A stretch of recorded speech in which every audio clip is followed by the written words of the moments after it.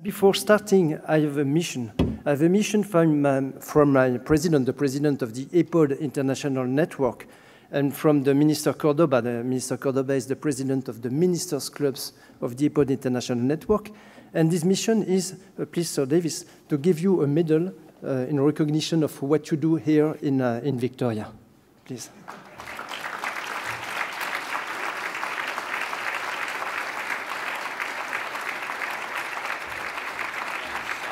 Very generous. This is the EPOD International Network medal on behalf of the President Barraquete. Thank you very much. Thank you.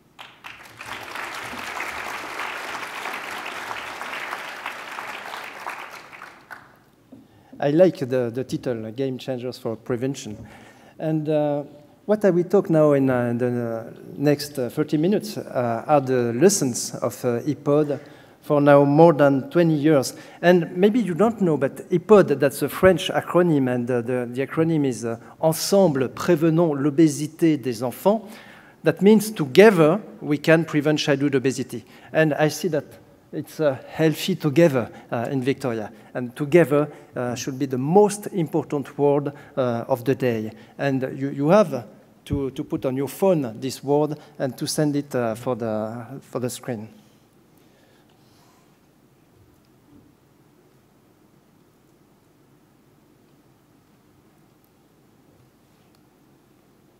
Good. The first part will be about EPOD because it's a 20 years long story. Then the lessons from the past, and we have many and many and many lessons, and I think that we could spend all of the day to discuss about that, about all these points, the present and future, and the conclusion and perspectives. And once upon an EPOD story, EPOD was created 20 years ago in '92, and at the beginning it was a study. It was a study to evaluate the influence of education in schools on the behaviors of children and their families. And what is interesting, especially here in Australia, is that it was founded in Fleur Bay and Laventie. And Fleur Bay and Laventie were cities in north of France where for the first time young New Zealand and Australian soldiers came and died in 14. And that's very moving to see these places, to see the cemeteries into the cities. And when my children were young, we always went there to say them, remember, these people from the other part of the world came here to die for you. And that's very moving to see that. And here in Australia, there is a place named Fleur Bay in souvenir of this event. So in '92, the Fleur Bay Laventie Ville Santé was founded, and the first results were interesting in terms of decreasing the prevalence of overweight and obesity. And on this slide, you can see two periods. The first one from '92 to 2000, where the rate of overweight and obesity was not really decreasing. It was the period where we do just school-based interventions. But involving the whole of community, we had then later excellent results with a dramatic decrease in the prevalence of overweight and obesity. This was the second part of the curves. And as you can see at the end, 8 years later, the prevalence of overweight and obesity in Fleur Bay Laventie was 8.8% in comparison with 17 in the control towns. And this was the basis of EPOD programs, which were launched in France in 10 pilot cities in 2004 with about 500,000 people. And again, the prevalence of overweight and obesity decreased statistically in these 10 pilot cities. After that, the European Commission, which is the government of Europe with 28 countries now, asked us to describe the EPOD program, the EPOD methodology, to try to find a framework of this method able to be transferable to other European states. And this was the EPOD European Network. And we move from the EPOD program to the EPOD methodology. And EPOD is a coordinated capacity building approach for communities to help them change the local social norms, behaviors, environment, and encourage healthy lifestyle. That's about the same goal that you have. And EPOL goals is to enable the community stakeholders to implement, we hope, effective and sustainable strategies to prevent childhood obesity, but also non-communicable diseases. And this is the program theory described by the team of Amsterdam. As you know, that it's a multi-stakeholder approach. In each EPOD country, state, or region, we have what we call the central coordination. And this central coordination is in link with the science, with an independent scientific committee, with the institutional support, and with private partners. And I will come back on these aspects. And the most important is the local level. And on the local level, the leader of the community is a key people to put on the field, on the ground, a program. And in France, in Europe, these leaders are the mayors of the cities. And the mayors of the cities, they nominate a local project manager, and now you know perfectly what is a local project manager, to work with a local steering committee to reach many and many stakeholders, to try to change the local environment, to try to change the local social norms, and to try to have really an impact on health.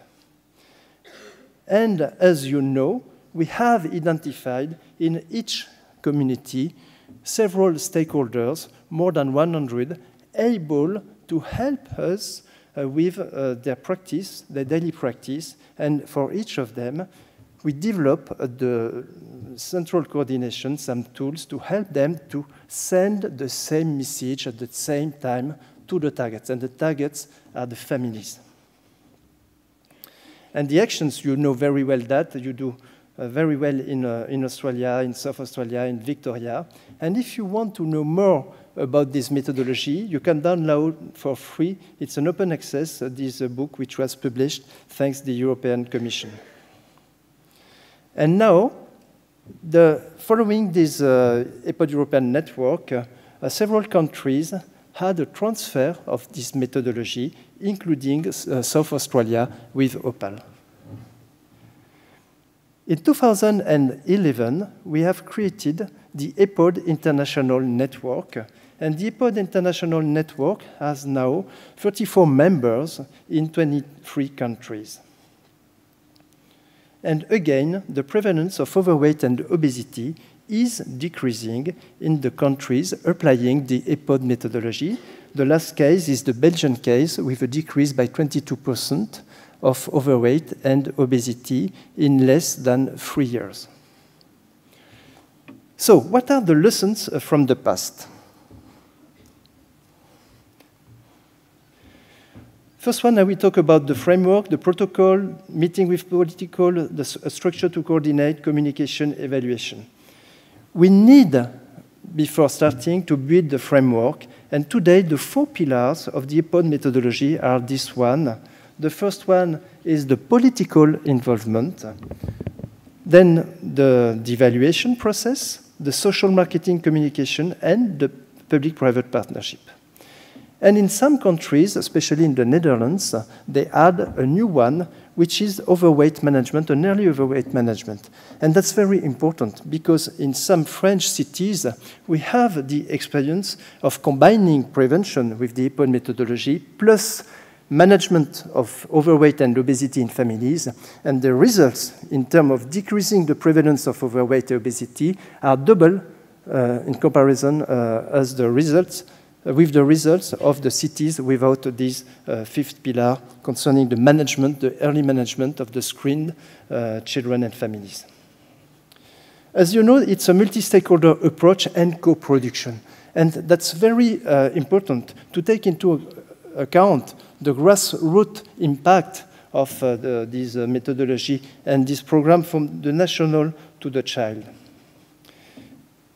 Then we need a creation of a scientific advisory board. This scientific advisory board should be a multi-sectorial, but not too important to avoid cacophony. And that's very frustrating that we have to recognize that we cannot answer all questions. And the temptation for a scientist is to ask more and more and more and more questions, and to ask the local project manager to collect more and more and more and more data. But after that, what can we do with all this data? And it takes a long time, it takes a lot of money, and very often it doesn't have any impact. So we just have to think that before starting. We need to accept that it will be necessary to make frustrating choices. Then we write the protocol taking into account the reality on the ground. We develop interventions that are adapted to the reality on the ground. We can imagine some fantastic interventions or protocol, but in fact, when we are on the ground, it's not possible. So we have to be realistic and to test the first draft with real people in the community. And this step is fundamental, especially for the resources that you need. The second thing is meeting with political representatives. We need their support. The presence of the minister in this room is fundamental. That's crucial. Without this support, you cannot do anything.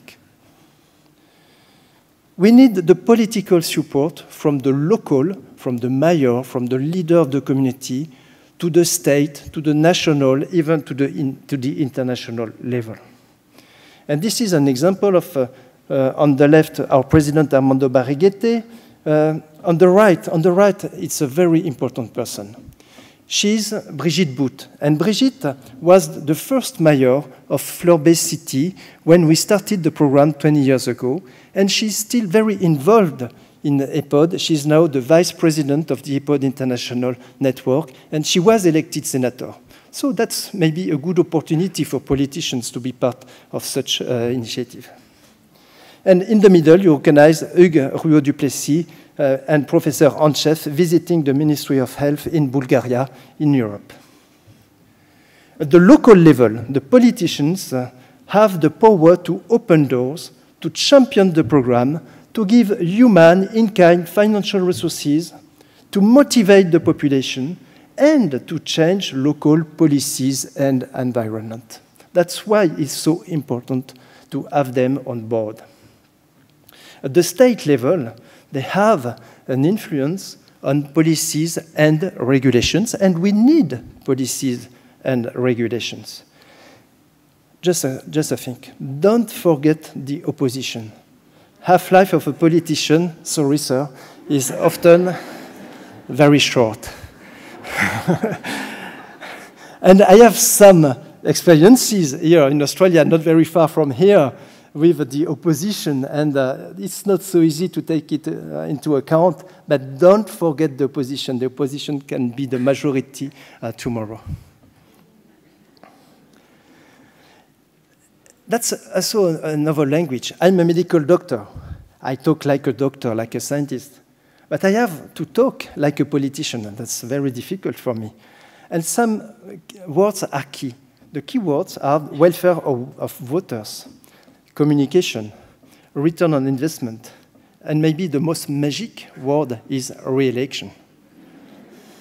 So if you have to sell your program to politicians, please use these words. And don't forget that without their support, there is absolutely no sustainability. That's why I strongly believe that the first step is to convince your political leaders to be on board for a long period. Another point is a coordinating structure. You remember the EPOD methodology is a multi-stakeholder approach, and we need a central multilingual coordination, again, multilingual, able to understand and to translate into practice the scientific language, to communicate, to convince, to motivate, to create the tools, training, and coaching. This central coordination can be from the public or the private sector, or both. We have some examples of these approaches, and we need a local coordination around the local project manager in link with their local political power on one hand and the ground on the other. The success of a community-based programs depends on the local project manager. And please, don't ask him or her to do the job on the field.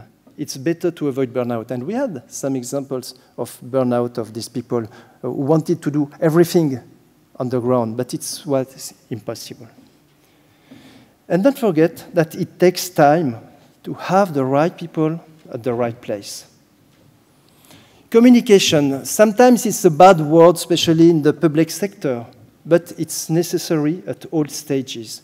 We need a scientific communication, we need an institutional communication, we need a political communication, we need a public communication using the traditional media, but now we do use the social networks, especially for teens, but also adults. Communication is a powerful motivation for the targets, for the stakeholders, for the scientists, politicians, policymakers, but also the sponsors and the partners. And we need this motivation. We need this powerful motivation tool, for example, for the participation of the evaluation process. And that's key to have a good evaluation during a long period. And without motivation, without communication, you can't have a good rate of participation. And that's what we've done some months ago. For example, with the IFI program, that's the EPOD for the promotion of health equity, to decrease the health inequalities in terms of nutrition and physical activity in 7 countries in Europe. And the first thing that we've done was to organize a communication campaign in each country to explain why we do that, etc., to use the social marketing. And then the rate of participation was 90% in 7 different countries. And we have about the same rates in FLORB and in EPOD. And we need at least 15% of the budget dedicated to this communication process. Evaluation. That's very, very difficult to find an optimal balance between the scientific standards and the feasibility on the field. And again, the 4 levels are involved, and EPOD is not only the outcome, that's very important, that's key, especially for the return on investment, but also the process and output indicators.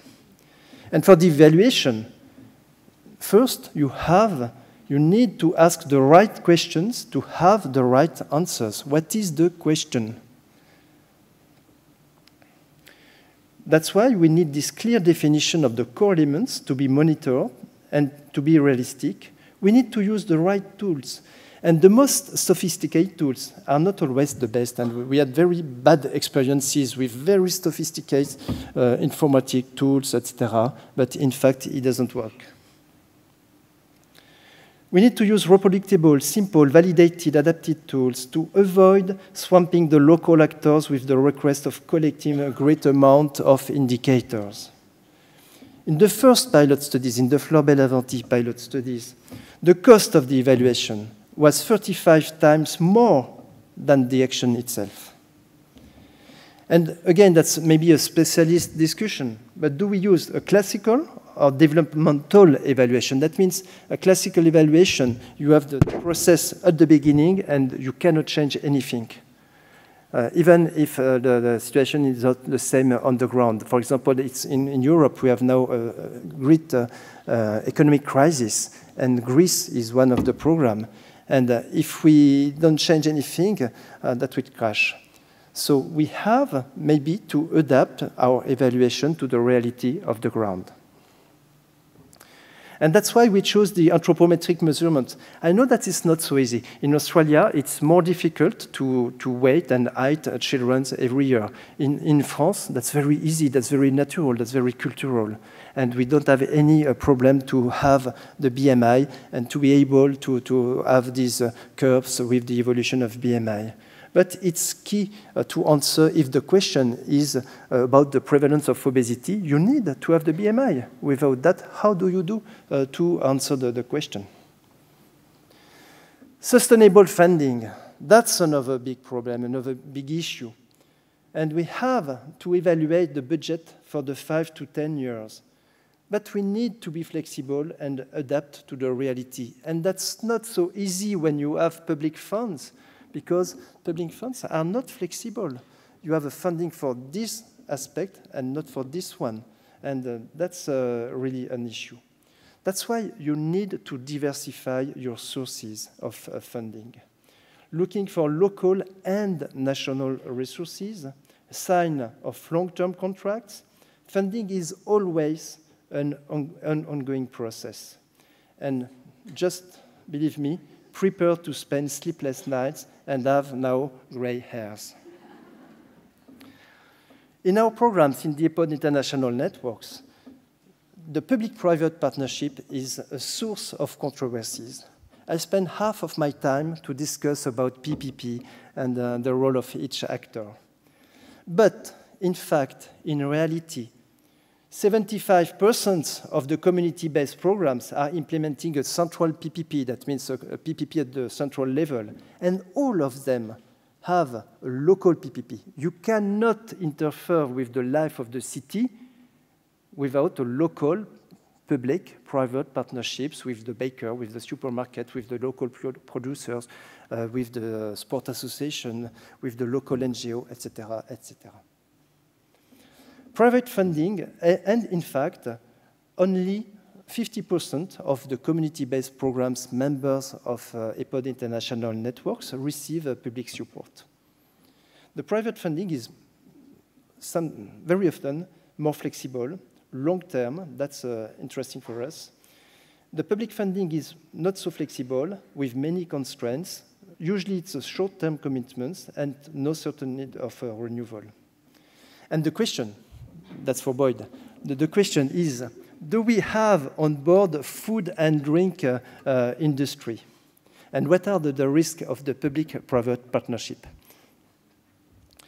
This is a slide to illustrate the proportion of private and public funding in several programs. These are the public partners at the central level for the European EPOD network. We have many and many here. And these are the public partners at the local level, the regional governments, local governments, leisure centers, hospitals, health, schools, etc. The private partners in EPOD, insurance companies, retailers, food and beverage industries, health industries, and others. And the local private partners, you know that. What is important? When you have a public-private partnership, there is one thing to do, which is compulsory. It's to sign a partner engagement charter. All the partners, from the local to the national or state level, have to sign an engagement charter. They engage for long-term commitment. And these private partners undertake not to intervene in the content of the program, not to associate the EPOD program with any promotion of a branded product, and to communicate on the EPOD program solely in the framework of institutional or corporate information. And the keys of success in our experience in Europe is the valorization of the partners and their commitments, a balanced communication toward the main stakeholders, transparency and accountability, communication on the success of the local communities, ensure that the public understands the benefits of the PPP. That's very important for the community to understand why they have the support of some food or drink industry. And we need this win-win situation when all actors can benefit from the exchange of resources and experiences. So, industry or food and drink industry or not? That's the only one issue of the public-private partnership. And there are very good arguments against these public-private partnerships with food and drink industry. Conflict of interest, lack of transparency, adding fuel to the fire. Partnership could be an excuse to avoid regulation. Firms for which the product being offered ignores health concerns. The disproportion between advertising budgets and budgets to promote health. Can we trust industry to be responsible on its own and to self-regulate? All these questions are very well documented in this document, the Bellagio Declaration 2013, that you can find very easily. But there are also many arguments for, and these arguments are that the agri-food industry is part of life, that about 80% of food today in our countries consist of products processed by the agri-food industry. And what we believe, and this is really the case in our experience, is that we have two alternatives. The first one is to try to fight against the food and drink industry, and we will lose. The other one is to try to help them to change, to move, to make better products, to reformulate, to make less advertisement, to be more virtuous. That's the option that we have chosen for now more than 20 years. And when agri-food industry gets involved in a health program, progress within the firm is driven forward through the effect of compliance and credibility on the products, on the services, on advertising, etc. I know that's a discussion. We don't have any solution about that. But we have to think and to find maybe innovative solutions and collaborations. But the PPP is tricky, and there are some risks, yes, but for the public sector. These risks are to deflect the public sector from taking potentially effective actions to encourage healthier eating. There is no guarantee that engagement will stop the private industry from engaging in activities, etc. I don't have time to discuss all these concerns, but there are risks for both the private and the public sectors. So now, the future. The future is the EPOD International Network. And this NGO, that's a non-governmental organization, has two objectives: to help the community-based programs for the evaluation, improvement, advocacy and awareness, and funding. And it's organized around 3 platforms. One is the Scientific Advisory Board, another one is the Ministers Club. That's very important. And I invite you, sir, to be part of this Ministers Club, chaired by the Minister Cordoba. He was a former Minister of Health and then Minister for Education in Mexico, and he knows very well the issues and the actors. And the last one is the Public-Private Platform. These are the members of the programs. We develop scientific expertise, evidence, and awareness with the Scientific Advisory Board, with publications, scientific publications in peer reviews, with also the participation in some international reports from the European Union, from the WHO, from McKinsey, Trust for America Health, chapters in literatures. We try together and share experiences, and that's the case in Europe with the European platform, very active with these 15 community-based programs. We have several meetings, we share a lot of tools, and all these people know them, and they have really developed a good network. We have common tools, and these tools are on the web with the Twitter, and we are developing many and many tools during the 14 and 15. We strengthen the political influence, and again, the political influence is key for the community-based programs. And on this slide, you have on the right the Dr. Cordoba, the former Minister for Health in Mexico.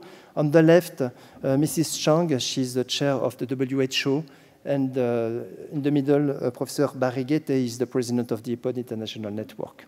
We try to develop collaborative projects, and this is one of them, EPOD for the promotion of health equity, to decrease the health inequalities using EPOD methodology, using the whole of community approach. That's in Europe with 7 countries. We have another program in Europe with 11 community-based programs and scientists, which name is Open. And we try also to transfer the methodology, and transferring the EPOD methodology as 3 steps, but Mark will talk about that concerning the Australian experience. And these are the countries which have benefits of this transfer of methodology. And today in US, we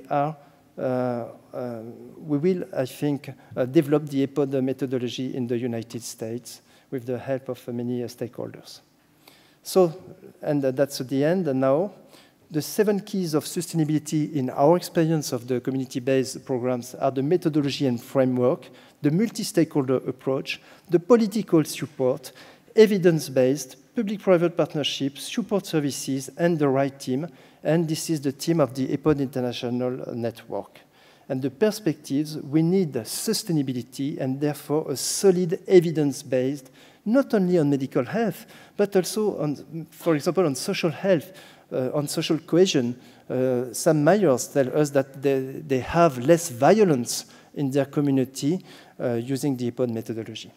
The local level is the most appropriate for concrete changes, and social networks, mobile apps are a fantastic opportunity now to create new concepts of local and global real-life community-based programs. And that's the last slide, Boyd. We are pioneers, and a healthy lifestyle should be systematically integrated into local, national, and international policies. The community-based programs are part of this global approach and are our and our children's future. This requires political pressure from citizens. It's our duty to build evidence to support our arguments. We must be open and pragmatic, without dogma and without being naive. It will take time, but together, yes, we can succeed. So thank you very much. Please join the EPOD International Network and don't hesitate to communicate with us. Thank you very much.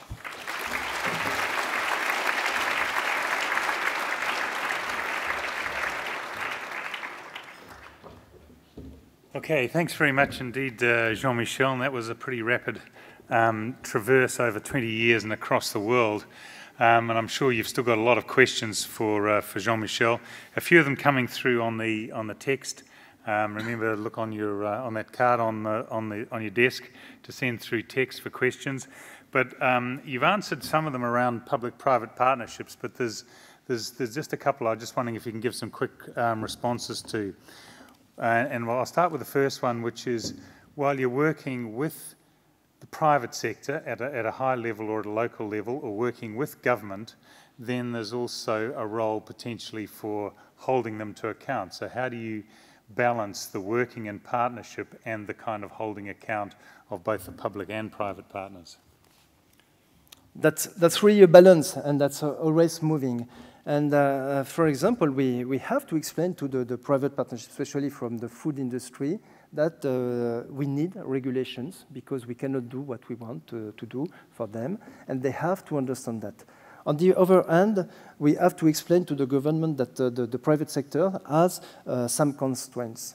And I think that one very good example was the signature of charters between the government, the French government, and the food and drink industry. And this commitment charter that's on a volunteer basis. And the principle is to ask the food and drink industry to improve their products. To improve their products, for example, by decreasing the content on salt, on sugar, on fat, on what you want. And they have a written commitment, written public commitment, saying that for the next 5 years, we will decrease by 20% the content of sugar of our cookies, for example. That's the same for the drinks. And this is very useful. And in fact, that's not in 5 years, that's in 1 or 2 years that they succeed of that. And I believe in these kind of initiatives. Another point could be, and it was a discussion with Minister Hale in South Australia, was to create a public-private foundation, including all these people, without brand, to have a sustainable funding for such initiatives. Okay, and just one quick one on the measurements and the monitoring. So you showed quite impressive figures, far greater participation in response rates for measuring BMI in children. So do any of the EPOD centres have regular ongoing monitoring of BMI that they're using for the evaluation of the interventions? and you know, what percentage of children are measured in these systems? It depends, in fact, of each program. In France, for example, every year, the EPOD team has to measure the kids, the children, because we don't have a national system of measurement. And we decide to spend a lot of budget for that, to train the nurses to go to schools and to measure and to wait, etc. And before that, to motivate the population, to motivate the parents, to motivate the children to accept. And that's why we have a so high rate of participation. In other countries, they have the chance. For example, in Belgium, there is a national system. Every 6 months, all the children are measured. But, okay, that's fine, that's nice. But what is not so easy is to have, after that, the results of that, because it's a very bureaucratic system, and it takes about 2 to 3 years to expect having the results. But we can have that, and we can have controlled cities. That's very important. Another point is the control. That's fine to measure. But when you measure 500,000 children, what are the controls? And if you have to do the same with control towns, it's quite impossible.